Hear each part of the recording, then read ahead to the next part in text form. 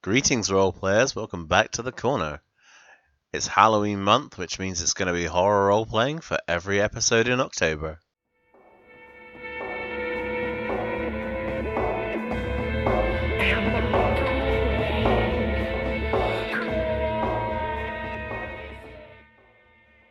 The Call of Cthulhu, horror role playing at its finest. Let's delve into this dark and mysterious world and see if we can't make this something you'll remember for the rest of your life. Today's episode comes at you in extra scary Cthulhu vision, so let's just get that on there. There we go. So Cthulhu has a beautiful 1920s America backdrop. This is what sets it apart from other role-playing games. It's not a game of wizards and monsters in the traditional sense. While those elements do exist within the game, they're always hidden, they're always in the dark. There's something no one ever truly sees, and it's only through investigation that you discover the presence of such creatures. The horror really comes into the game when you realize that you are the only people that know of the presence or absence of these individuals or their teachings within the world. The isolation that comes from knowing those things is when you try to share your experiences with the world, no one believes you, people think you're crazy, or they just dismiss your evidence. So it is a wonderful experience of being alone in the dark, of even having a group of you just being isolated from the rest of the world. It really is a terrifying game if you truly wish to immerse yourself in it.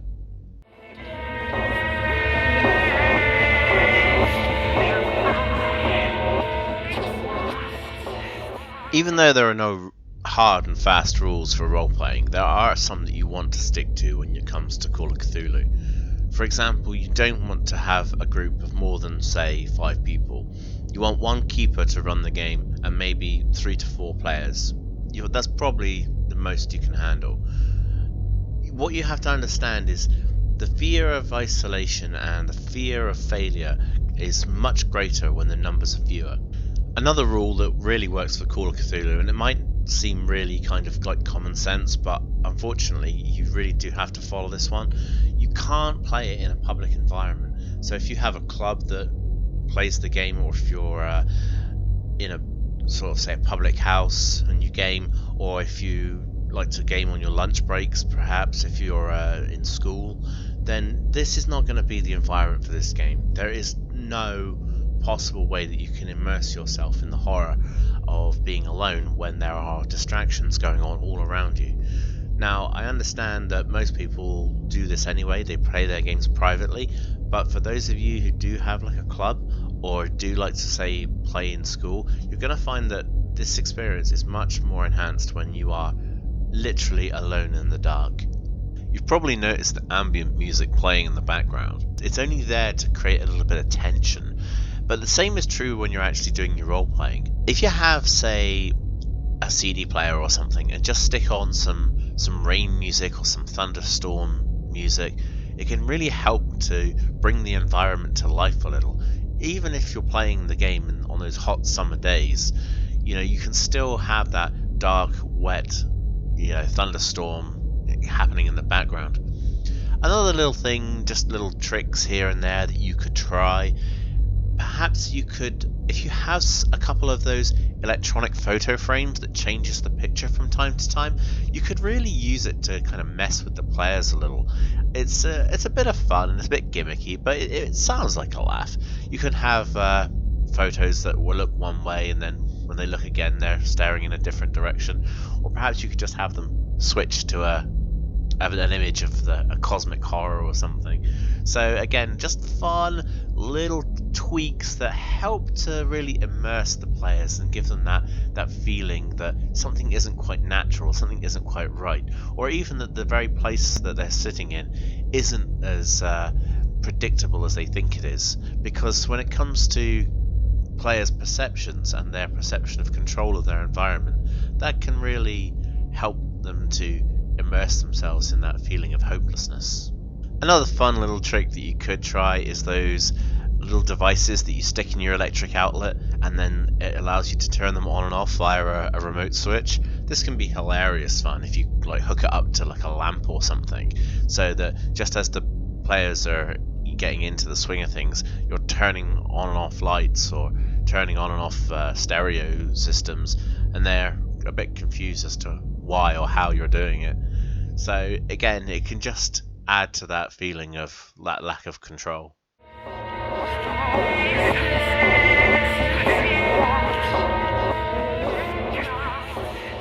So how do you describe horror role-playing to someone who's never done it before? You can understand the concept of role-playing where you assume the identity of a character and then you follow the storyline and perform the tasks that the person in charge is telling you. But what is it about horror that we need to understand more fully?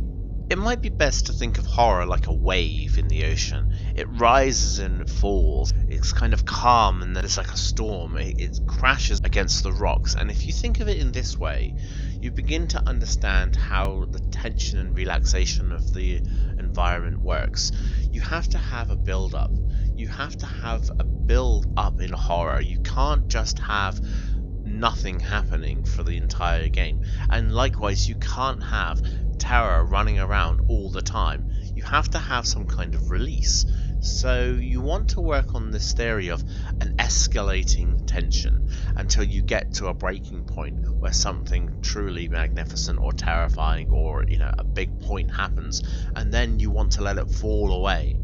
This becomes very important because what happens is if you put the players in a comfortable environment where it's a gentle breeze or it's sunny or there's lots of people running around, as soon as something happens that's dangerous, like say someone gets killed, it stops being horrific and it starts becoming comical to the point where people are just saying, wow, look, someone else died.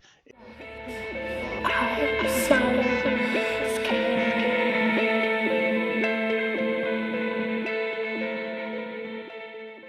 So you want to make sure that your players are immersed in a world that's cold, it's raining, it's windy, it's thunderous, and it's not all sunshine and rainbows, because if you're not getting the setting correct, then people aren't going to experience the horror in the way that you want them to.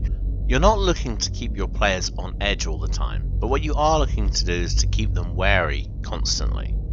You want your players to always be looking over their shoulder, but to never really see too much. You don't want to give them too much too soon, and you definitely want them to make headway and progress on their own terms. So the best thing you can do is just always be looking to throw a spanner in the works somewhere. And what I mean by this is the best horror experience comes from the fact that you don't have any control over the situation. And I'll give you a quick example.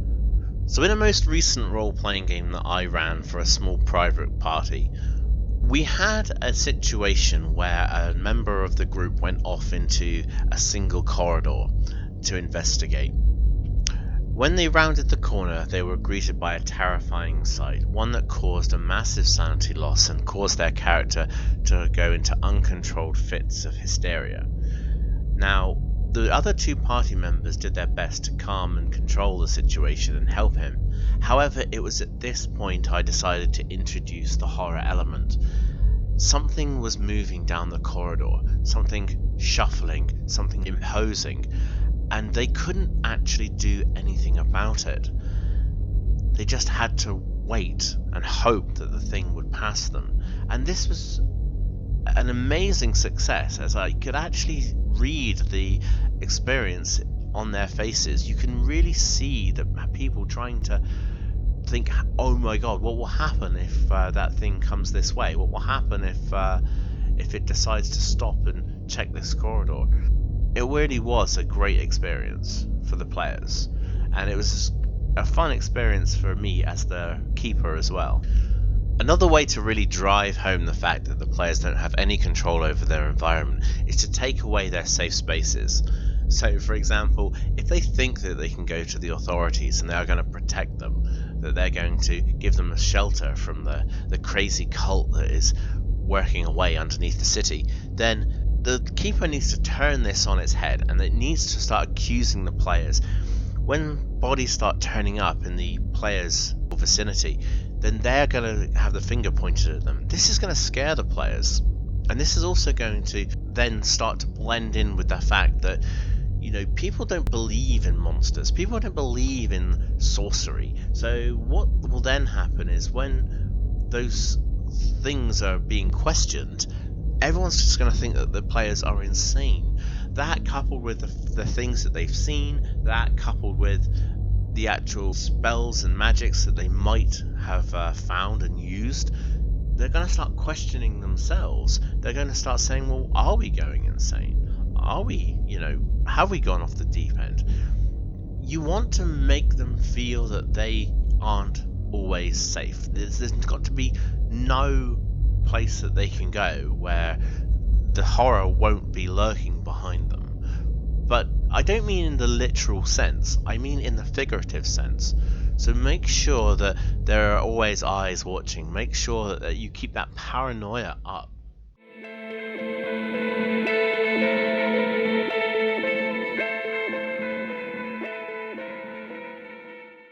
So every great role-playing session has to end eventually. And you want to make sure that with Call of Cthulhu, like any other game, you end it on a high note, on some kind of cliffhanger, something that makes the players want to come back.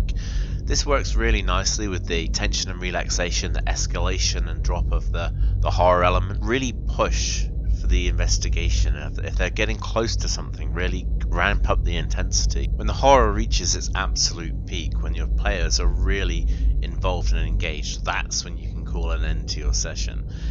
It not only leaves them wanting more, but it also leaves them fearful of what might be around the corner. There's just one more thing you want to do when you're ending the horror role-playing experience, and that's to make sure the characters have achieved something, but perhaps they've also risked a lot in doing so. You never want to have a truly happy ending in a horror scenario. You always want to make sure that whatever happens is going to affect them in some way. You're not trying to fight against the players, you're trying to be the rules arbiter and provide a great story for the people to enjoy. But what you need to understand is that there's not going to be a happy ending. You have to involve the players to such an extent where, yes, they're gaining information, but every time they gain something, perhaps they lose a little bit of themselves. When you finally come to end your game, you want the players to understand the futility of their efforts. It's not that you want to diminish anything that they've accomplished, but you need them to understand that it doesn't really matter how much information they gain, how much horrors they manage to stop from the minions or the cults or whatever. The big bad, the thing that they're worshipping will always, if it chooses to, be able to manifest in the world, and there is no stopping it. You need to give them the impression that they are just scratching the tip of the iceberg, that there is literally so much more in the universe beyond that they can't perceive, they can't control. If the things choose to take over their world, it's the absolute best way for you to end your game, because then you really drive home the idea of being just like a blip in time or a grain of salt in the ocean, as there's so much more going on around them that they will never understand, that they can never comprehend, and in the end there is only the darkness or madness or nothingness that is left for them.